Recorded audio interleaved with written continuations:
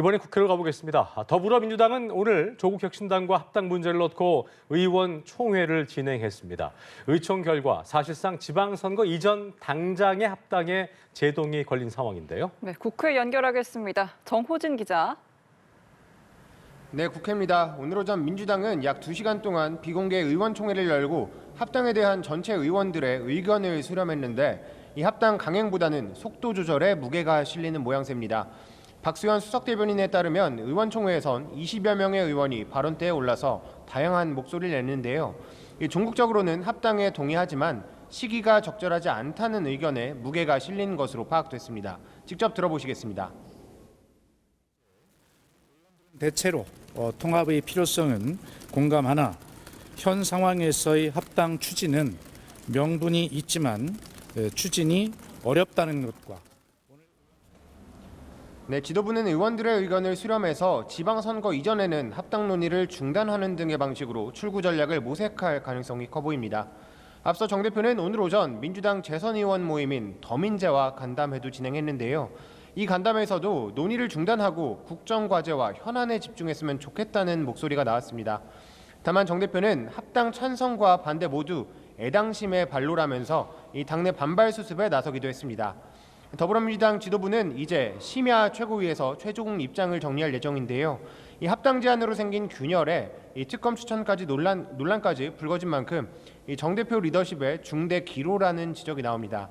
한편 조국혁신당은 민주당이 공식적인 최종 입장을 발표한 이후에 이제 당의 공식 입장을 발표할 계획입니다. 네, 국민의힘 내부에서는 윤리위 징계를 내세운 내홍이 계속되고 있다고요? 그렇습니다. 국민의힘에선 일각에서 자해 정치란 얘기가 나올 정도로 이 윤리위 징계 난타전이 이어지고 있습니다. 현재 당 중앙윤리위는 배현진 의원 징계에 착수했고요. 서울시당 윤리위에선 유튜버 고성국 씨에 대한 징계를 진행 중인데 장동혁 대표는 오늘 오전 한 언론사 유튜브 방송에서 윤리위 사안은 윤리위에서 다루는 게 당의 기강과 원칙을 확립하는 것이라고 강조했습니다. 그러면서 이 단순 합산이 마이너스 될 때도 있다면서 친한계 포용과는 거리를 뒀는데요. 직접 들어보시겠습니다. 단순 합산하는 것이 때로는 힘을 키우는 게 아니라 오히려 마이너스가 될 때도 있다고 생각합니다. 그런 부분들은 저는 원칙과 기준을 지켜 나가는 것이 필요하다고 생각합니다.